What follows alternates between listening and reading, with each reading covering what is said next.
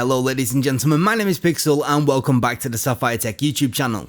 Today we're going to be taking a quick gander at Hideo Kojima's Death Stranding running at 1440p utilising the game's maximum settings on our SAPPHIRE NITRO RX 5700 XT graphics card. We'll start off by taking a look at some locked 60Hz VSync footage which will make the game look nice and smooth, before moving on to having a look at the peak performance with no frame rate limit enabled, and then we'll even have a quick look at the presentation in general. But first, before we get started, I'd like to do a quick PSA just to remind you all to make sure that you update your graphics card's drivers if you're going to be playing Death Stranding. When I first booted up the game, I had not updated my drivers and I started to notice some really peculiar performance, especially around cutscenes that would just find themselves getting locked to 40fps and sometimes even below that, even though the GPU usage was well below 100%. What's worse is that there was even a lot of stutters throughout general gameplay and the game just didn't feel very nice to play. However, once I'd updated my graphics card drivers, most of these issues just completely vanished and the game started feeling amazing. It ran incredibly smoothly, so yes, I definitely recommend that you keep your drivers up to date if you're going to be playing Death Stranding. Oh, and before I forget, all the footage in this video was recorded using a capture card, which is kind of irrelevant for the 60Hz footage that you're about to see. However, a little bit later on in this video, we will be looking at the peak frame rate or the uncapped frame rate. Now, that was recorded at 120Hz while using AMD Enhanced Sync. This is working as intended, however, one of the downsides of Enhanced Sync or VSync is that once your FPS drops below half of that of your monitor's refresh rate, so we're using 120Hz, so that would be 60fps, screen tearing can appear. Now, it's not that our frame rate is dropping below 60fps, it's just that the cutscenes are capped at 60fps, so you may see some screen tearing in this video. However, if you're using a technology like FreeSync, or if you're using 60Hz with VSync, then this will not be an issue while you are playing. But with that out of the way, let's get on to the 60Hz footage. Right, so the first thing that you should notice is that this gameplay is incredibly smooth, and that is because Death Stranding performs amazingly well considering the visuals on display here. I don't think during my 5 or 6 hours playing at these settings with a 60Hz VSync enforced that we ever saw the frame rate drop below 60fps, at least not outside of the odd frame drop here and there, and that's regardless of what's on screen at the time. In fact, the only issue that I had with the performance wasn't really a performance issue, and that is when riding the bike. If you press back on the control pad, you can do a wheelie, and whenever you do a wheelie, the frame rate appears to go all juttery and jittery, but in reality, it's not the frame rate. This is a game bug by the looks of things because the frame rate graph is showing that we're not actually dropping any frames. Thankfully though, this is not something that you're going to be doing very often, so it shouldn't affect your experience. It's just worth noting if you do run into these stutters and you are wondering where they're coming from. The cutscenes at a locked 60Hz VSync are also very impressive. Death Stranding has got to have some of the very best character animations and rendering that I've seen in any game ever. I mean, maybe apart from Detroit Become Human, but yeah, it's up there with the very best that we've seen on the PC ever.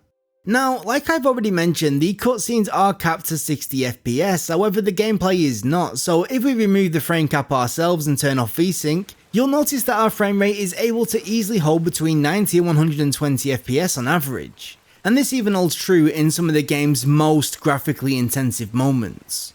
While this level of optimization and performance is obviously a very good thing, it also does expose the one negative I have about the presentation and performance, and that is the scalability. On our SAPPHIRE NITRO RX 5700 XT graphics card at 1440p and utilising the max settings, we've got no problems when it comes to performance. However, if you've got a card which is slower than this, then you may have. And the problem is that a lot of these graphical settings don't really affect the performance all that much outside of the resolution. This means that if you're running a slightly weaker card, then there's a good chance that you're not going to be able to run at 1440p and you're going to have to downscale that resolution. On the other end of the spectrum, it would have been nice to be able to increase some of the graphical settings further than what the current limits allow. While there is no denying that Death Stranding is a beautiful game both in cutscenes and during gameplay, it still would have been nice to be able to increase the view distance, maybe have access to contact shadows, and most importantly increase the resolution of depth of field. Death Stranding's implementation of depth of field is by no means a bad one, but it does still suffer from a lot of the issues that we've seen from a lot of modern implementations of the effect. For instance, in areas of extreme contrast, it becomes very easy to be able to see that lower resolution of the depth of field shine through. I mean, at its worst, the entire image can look like it's rendering at a much lower resolution because every hard edge is appearing very blocky. What's worse is that you can't actually disable this effect in cutscenes. Sure, you can turn it off in the options menu, which will disable it during gameplay, but the cutscenes will still have this extremely blocky, low resolution depth of field, and it would have been nice to be able to just increase that resolution regardless of the performance hit to get much nicer visuals. My last complaint is kind of a non-complaint, or at least kind of irrelevant, and that is the 60 FPS cap during the cutscenes. I'd love to see this removed simply because of screen tearing if you are using VSync or enhanced sync while using a high refresh rate monitor at 120 or 144Hz. The reason why I say this is kind of irrelevant is because this is a game where you don't need those fast twitchy reactions, and so I would actually suggest that you lower your screen's refresh rate to 60Hz and play with a normal VSync, especially if you don't have access to a FreeSync enabled monitor. This game is all about animations, the landscapes, the cinematics, and so you want that cinematic smooth look, and when I say cinematic smooth look, I'm not talking about 24 FPS here, I'm talking about a nice, locked, smooth 60 FPS. Just make the game look beautiful and enjoy the experience. Now, I'm going to look into making another couple of videos on Death Stranding, maybe one on the SAPPHIRE Nitro Plus RX 5500 XT, and maybe even the Pulse RX 5600 XT in the near future, so keep an eye out for that. If you are wondering why I've not really spoken too much about Death Stranding as a game, it's simply because it's unique and it's really difficult to explain in a short video, and also I've been playing for around 11 hours now, and I've only just started getting into combat regularly. I know that when this game first released a while back on the PlayStation, that it got quite a mixed reception, with a lot of people saying that it was far too slow and boring, while others were praising it for its storytelling and how unique it was.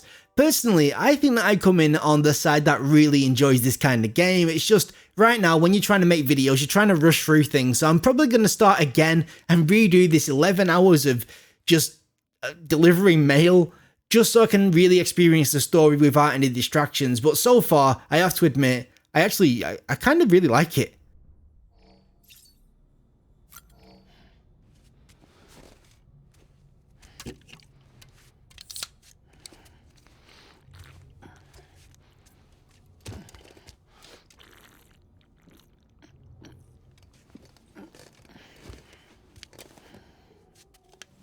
But with that said, that is going to be me done for today, so thank you so much for watching this video. If you are new around here, then please consider slapping that subscribe button and dinging that bell so you get notified of our future uploads. If you like this video, you can like this video, and if you disliked it, there's a button for that too, and all we ask is that you please let us know why you disliked it so we can try and improve in future.